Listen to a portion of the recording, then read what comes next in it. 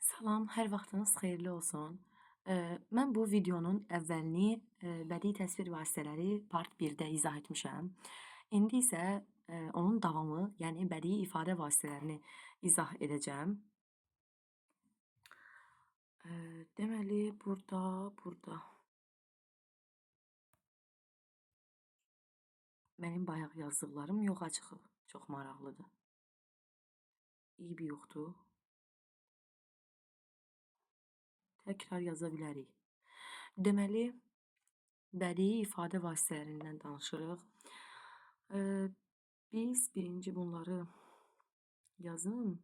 Bayaq qayd eləməmişəm deyə gedib, eybi yoxdur. Olan şeydir. Belə işlər həmişə başıma gəlir. Aha. Deməli, əziz və dəyərli izləyicilərim, bədii ifadə vasitələrindən danışırıq bugün. Bədii ifadə vasitələri. Bundan öncəki videoda bədii təsvir vasitələrindən danışdıq. İndi isə bədii ifadə vasitələrindən danışaq. Bədii ifadə vasitələri daha çox cümlə şəklində olur və bitmiş bir fikir ifadə edir. Biz bundan əvvəl dedik ki, bədii təsvir vasitələri sözdə yaranır, yəni cümlənin içində yox, sözdə, söz birləşməsinin tərkibində. Xatırlayaq birinci bədii təsvir vasitələri hansılar idi? Epitet, bir yerdə təkrarlayaq. Epitet, təşbeh, metafor, metonimiya, sonra nə idi? Simvol. Amma indi bədii ifadə vasitələrindən danışırıq. Bədii ifadə vasitələrinin ən məşhuru, ən vaciblisi, ən çox şeirlərə rast gəlinənlərdən biri bədii sualdır. Bədii sual. Bədii sual nəyə deyilir? Bədii sual həm də başqa cür ritorik sual adlanır. Ritorik sual adlanır. Burada əsərin təsir gücünü artırmaq üçün fikrin sual tərzində ifadə olunması əsas şərtdir. Nə deməkdir bu? Məsəl üçün deyirəm ki, bir şeir nümunəsi deyim, hamının bildiyi bir şeirdir. El bilir ki, sən mənimsən, yurdum, yuvam, məskənimsən, anam, doğma vətənimsən. Ayrılarmı könül candan? Ayrılarmı könül candan? Həm də bu cür işarə olunur. Azərbaycan, Azərbaycan, yenə də Azərbaycan. Deməli, diqqətlə bura baxaq. Ayrılarmı könül candan? Könül və can demək olar ki, eyni şeydir də. Məntiqlə fikirləşəndə mənim könlüm, mənim canım, mənim qəlbim, mənim ürəyim, bunlar sinonim ifadələrdir.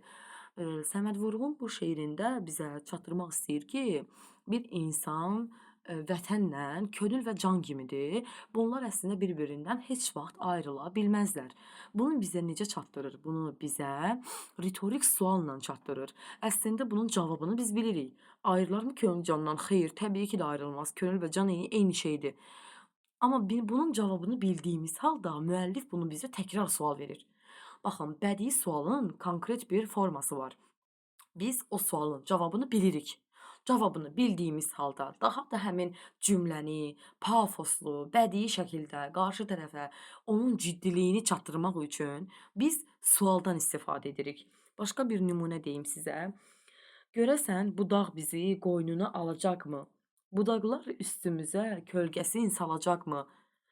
Məntiqlə fikirləşəndə niyə dağ bizi qoynuna almasın ki? İstədiyimiz vaxt dağa gedə bilərik. Və yaxud da ki, budaqlar niyə öz kölgəsini üstümüzə salmasın ki? Yəni gün gəlir, tutaq ki, payız fəslində ağacların yarpaqları tökülür, amma yaz fəslində yenə də yaşıllaşır, yayda yenə də öz kölgəsini üstümüzə salır. Yəni bildiyimiz cavabı bizdən təkrar elə bir tələb eləyir bədii sual. Yəni niyə biz buna sadə sual demirik? Sual cümlələr. Çünki söhbət sıradan bir sualdan getmir. Sənin adın nədir? Və yaxud da ki, nə bilim, sən harda yaşayırsan? Bu bədii sual deyil. Bədii sual ən çox şeirlərdə istifadə olunur və cavabını bilirik. Həm də ki, bədii formadadır. Cavabını bilirik biz. Belə. İkincisi nədir? Bədii ifadə vasitələrindən ikincisi bədii təzaddır. Bədii təzad. Bu çox rast gəlinir həm də. Bədii təzad nədir özü? Bədii təzad məzmunca bir-birinə zidd iki anlayış və yaxud da vəziyyətin qarşılaşdırılmağıdır. İki zidd anlayış bir-birinə qarşılaşdırılır.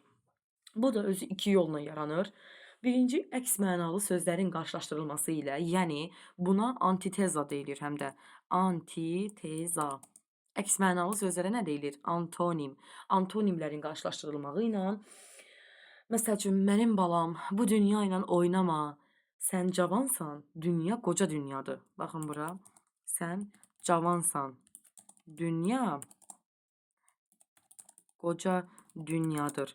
Dünya qoca dünyadır. Cavan və qoca sözləri bir misranın içində antonimlər işlənir və bunlar bədii təzadı yaradır. Antiteza. İkincisi isə, ikinci yol nədir? Əks hadisələrin, vəziyyətlərin, əhval-ruhiyyələrin qarşılaşdırılmağıdır. Bəs buna nə deyilir? Kontrast deyilir buna. Kontrast. Kontrast sözünü yəqin ki, çox şəkil çəkən insanlar bilər. Bu video kamerada, telefonda var o kontrast sözü. Məsəl üçün, məsələn, Leyli və Məcnun poemasında, Məhəmməd Füzulinin Leyli və Məcnun poemasında orada var belə bir təzad. Leylinin ölümü payız fəslinə təsadüf eləyir. Amma həmin anda, əslində bu oxşarlıqdır, təzad deyil, oxşarlıqdır. Hansı əsər idi? Qarışdırıram mən. Leyli və Məcnunda Leyli payız fəslində ölür. Yəni əslində bu kontrast deyil, oxşarlıqdır. Hə, yadıma düşdü. Dəli Kür əsərində var, ən çox Dəli Kür əsərində. Məsəl üçün Zərnigar var orada, bir obraz. Filminə baxanlar biləcəklər, əsəri oxuyanlar da biləcək söhbət kimdən gedir. Zərnigarın əhval-ruhiyyəsi ilə təbiətin təsviri üst-üstə düşmür. Məsəl üçün Zərnigar orada Cahandar ağanın həyat yoldaşıdır. Özü evli ola-ola əri, həyat yoldaşı onun üstünə bir qadın gətirib, eyni evə bir qadın gətirib, kənardakı elə bir həyətdə iki ev var. Birində bu uşaqlarla qalır, digərində isə həyat yoldaşı Cahandar ağa özü başqa bir qadın gətirib də. Hə, indi orada Zərnigar necə olar əhval-ruhiyyəsi? Təbii ki də bərbad vəziyyətdə də. Yəni özünü yaxşı hiss eləmir, əhvalı yaxşı deyil, gecə-gündüz deyinir, göz yaşı tökür, öz həyatına qarğış tökür, özünə nifrət eləyir, həyata nifrət eləyir, ölüm arzulayır özünə. Amma hansı fəsildə bu baş verir? Bahar fəslində. Kənarda isə quşlar cəhcəh vurub oxuyur. Hava günəşli, gözəl, hər tərəf yaşıllığa bürünüb. Baxın, bir insanın xarakterindəki baş verən o tuğyanla, üsyanla təbiətin gözəlliyi kontrast yaradıb. Yəni bir-birinə ziddiyyət yaradıb. Burada da bədii təzad var. Belə. Sonra bizim bədii ifadə vasitələrindən biri də digəri təkrirdir. Biz hansıları keçdik, təkrarlayaq. Bədii ifadə vasitələri, bədii sual, bədii təzad, indi də təkrir. Təkrir ən çox şeirlərdə var. Yəni normalda cümlələrdə o qədər də olmur. Şeirlərdə var. Təkririn də ümumiyyətlə nə deməkdir? Eyni söz, birləşmə, ifadə qəsdən təkrarlanır. Yəni bilərəkdən təkrarlanır da. Məsəl üçün bura baxın. Ayrılarmı könül candan Azərbaycan, Azərbaycan. Azərbaycan sözü 2 dəfə təkrar olunub. Bu təkrirdir. Təkririn də özünün 2 növü var. Birincisi anafora. İndi uşaqlar deyəcəklər, o biri də atafora. Yox, yəni anaforadır, o biri isə epiforadır. Hə, epiforadır. Anafora, epifora. Anafora nədir? Anafora misranın yaxud da cümlənin əvvəlində gələn təkrardır. Əvvəlində. Məsəl üçün bizim himnimiz. Himnimizdə 2 Azərbaycan sözü əvvəldə təkrarlanır, öndə. Və yaxud da məsəl üçün nə deyə bilərik? Cəlil Məmmədquluzadənin Ölülər əsərində belə bir ifadə var. Baxın, baxın, diqqətlə baxın. Bu bizim tarix yaddaşımıza qanla yazılmış səhifələrdir. İndi burada mən qısa yazdım da, baxın, baxın. Yan-yana cümlənin əvvəlində işlənən sözlər. Baxın, baxın. Cəfər Cabbarlıda da var bu. Baxın, baxın, yaxşı baxın, diqqətlə baxın. Və buradakı baxın, baxın sözləri anaforadır, təkrirdir. Bir də ki, belə olmaz da, belə bir şey anafora sayılmır. Baxın, siz baxın, ey, siz baxın. Belə olmamalıdır. Burada mütləq eyni söz olmalıdır yan-yana, yoxsa ki anafora yaranmır. Epifora bəs nədir? Epifora isə sözün, cümlənin, misranın sonunda gələn təkrarlardır. Məsəl üçün deyirəm ki, Səməd Vurğunun belə şeiri var. Məsələn, heç xoşlamıram bu şeiri düzü. Bəlkə də xoşlayanlar var. Keçmişdəki işçiliklə, nə bilim, kollektiv xəzaistvo, kolxozla bağlı yazdığı şeirlərdəndir. Qayaları sökün, sökün. Qayaları sökün. Sökün. Sement verin, beton tökün. Daha onu yazmıram. Sökün, sökün. Baxın, misranın sonunda təkrarlanır. Sökün, sökün. Və yaxud da burada. Ayrılarmı könül candan, Azərbaycan, Azərbaycan. Səməd Vurğunun bu şeiri möhtəşəmdir də, yəni əladır. Bu şeirin hər bəndinin sonunda Azərbaycan kəlməsi 2 dəfə təkrarlanır. Bu epiforadır. Təkririn epifora növüdür. Yəqin ki, bunu başa düşdük. Sonra bədii ifadə vasitələrindən ən zövq vericisi kinayədir. Çox xoşlayıram bu kinayəni. Kinayə nədir? Tənə etmək, toxunmaq mənasını verən ərəb sözüdür. Yəni, belə yazın bilin. Ərəb sözüdür. Kinayə, tənə eləmək, toxunmaq deməkdir. Buna həm də başqa nə deyirlər? İroniya deyirlər. İroniya deyirlər. Sonra nə deyə bilərik? Burada fikrin ifadə tərzi onun daxili mənasına qarşı qoyulur. Ən çox mənfi xarakterlər, mənfi xasiyyətlər müsbətmiş kimi təqdim olunur. Bizdə də var da o, biz bunu çox işlədirik. Yəni, indi nümunə deyərəm, biləcəksiniz. Məsəl üçün, qorxaq bir insana, hər şeydən qorxan, belə, necə deyim, aciz, qorxan bir insana deyirlər ki, pələng deyə pələng, şir deyə şir. Və yaxud da evdə, məsəl üçün, uşaq anormal bir hərəkət eləyir, valideyn qayıdıb deyir ki, bax, ağıllı, ağıllı hərəkət elədin. Ağıllı deyə ağıllı. Və yaxud da, nə bilim, nə deyə bilərik başqa? Oxumayan insana, cahil, avam adama deyirlər ki, alim deyə bu alim. Bax, o kinayədir. Ərəb sözüdür, ironiyadır. Yəni, cümlənin daxilində işlənməlidir də, cümlənin mənasından biz tuturuq. Axı, bunların hamısı cümlənin mənasından tutulur. Çünki bunlar bədii ifadə vasitələridir. Hə, kinayənin ən kəskin forması var. Ona sarkazm deyirlər, ən kəskin formasına. Sarkazm deyirlər. Həm də buna təriz də deyirlər, təriz. Ədəbiyyatda təriz sözü də var. Sarkazm və təriz. Hə. Səməd Vurğunda da var. Məsəl üçün, bəh-bəh, nə söz var ki, pələngsən, pələng. Vaqif dramında işlədir onu. Sonra, kinayədən sonra bədii ifadə vasitələrindən ən məşhuru mübaliğədir. Mübaliğə ən gözəllərindəndir həm də. Mübaliğə ərəb sözüdür. Mənası şişirtmə deməkdir. Şişirtmə. Buna böyütmək, şişirtmək deyilir. Başqa cür mübaliğəyə həm də hiperbola deyirlər. Hiperbola nədir? Riyaziyyat terminidir. Hiperbola. Böyüdükcə böyüyür, böyüdükcə böyüyür. Yəni, ədəd oxunun üzərində bu perpendikulyar oxdan, o sıfırdan yuxarıya doğru, valla bu riyaziyyatı açmayalı, bəlkə yalan olmasın, bir 10 ildir ki, mən riyaziyyatı açmıram. Yadımda qalanı deyirəm, səhv demiş ola bilərəm, üzürlü sayın.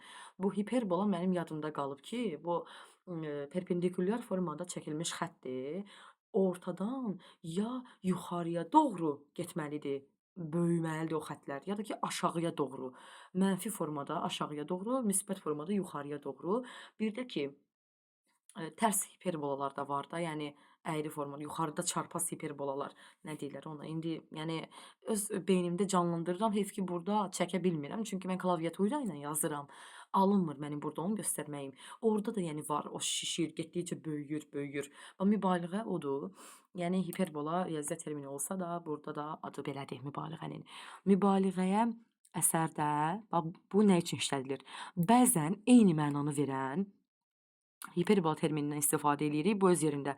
Əsərdə hər hansı bir hadisənin daha da qabarıq, şişirdilmiş şəkildə qarşı tərəfə çatdırılması üçün istifadə olunur. Məsəl üçün deyirəm ki,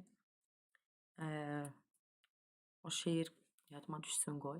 Deyirəm ki, dəryalar mürəkkəb, meşələr qələm. Yadıma düşür eləyəsən. Dəryalar mürəkkəb, meşələr qələm. Dəryalar mürəkkəb, meşələr qələm. Neyse yadıma düşmədi ikincisi. Amma mən bunu cümləyə çevirəcəm.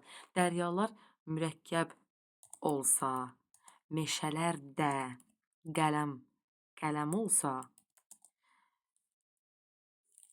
yenə şeirin mənasını yazıram. Şeirin özünü deyə bilmədim.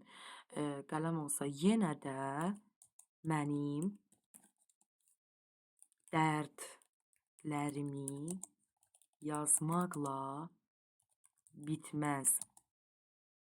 Yəni bunlar mürəkkəb çatmaz da, çatmaz. Dəryalar mürəkkəb olsa, meşələr də qələm olsa, yenə də mənim dərdlərimi yazmaqla bitməz. Bir dərdin həddindən artıq böyüklüyünü göstərmək məqsədi ilə istifadə olunur. Bir dənə də bir nümunə var. Şeir kimi. Necəsən? Bir ah çəkim. Necəsən? Necəsən sözü çox işlənir, amma indiki mənada deyil də. İndi bir-birimizə deyirik ki, ay filan kəs necəsən? Amma bu necəsən bu şeirlərdə o mənada deyil. Deyəcəm hansı mənadadır. Bir ah çəkim. Bir ah çəkim. Kür quruya. Sal yana. Sual verir. Baxın, necəsən? Yəni, nə fikirləşirsən? Bir ah çəkim ki, kür çayı qurusun, sal qaya deməkdir, daş deməkdir, sal yansın. Yəni, mən elə bir ah çəkərəm ki, kür quruyar, sal daşlarda yanar. Burada da mübaliğədən istifadə olunubdur. Sonra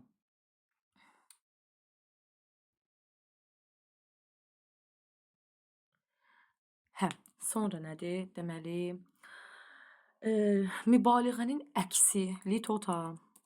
Litotadan söhbət edəcəyik indi. Litota özü də Yunan sözüdür. Yunan sözüdür. Mənası mübaliğənin əksi. Mübaliğə nə idi? Şişirtmə. Litota nə olacaq? Kiçiltmə. Kiçiltmə olacaq. Kiçiltmə. Nə isə həddindən artıq əhəmiyyətsizləşdirmək, kiçiltmək, cılız göstərmək üçün istifadə olunur. Məsəl üçün, qorxudan yumağa döndü. Yəni, bir insandan söhbət gedirsə əgər, qorxudan yumağa döndü. Yumaq nədir? Balaca bir şeydir də. Yəni, qorxudan o boyda insan balaca bir dənə yumağa dönür. Burada litotadan istifadə olunur. Və yaxud da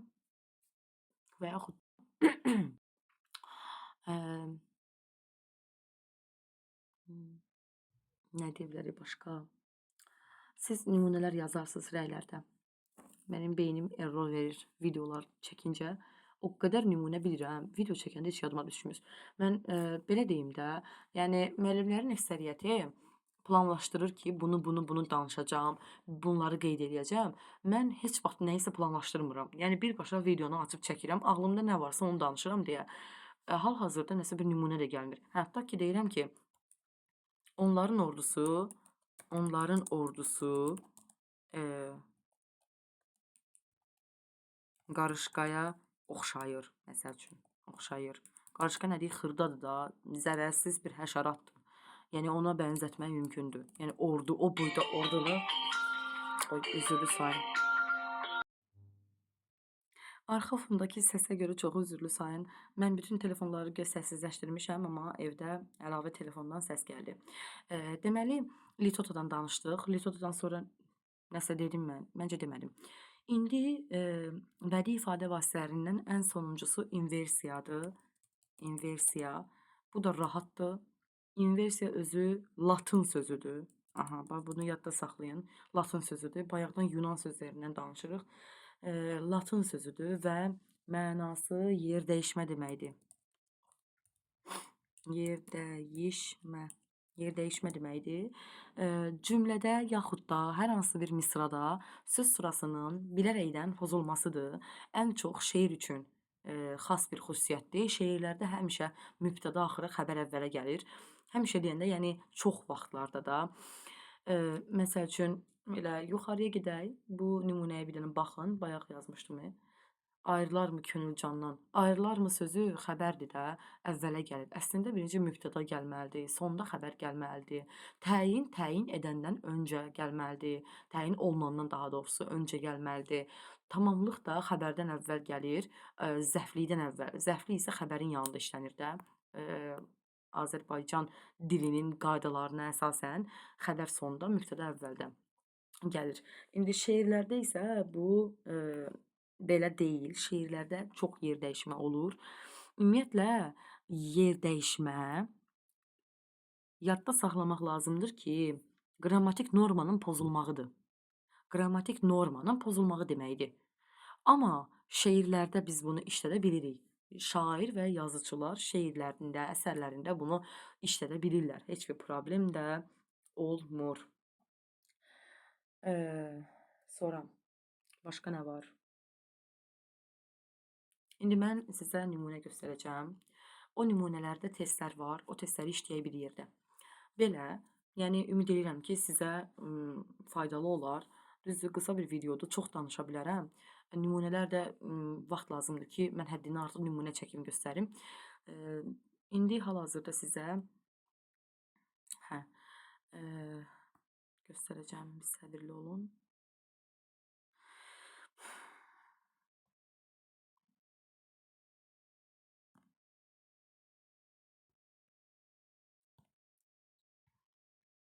Deyən bura baxın.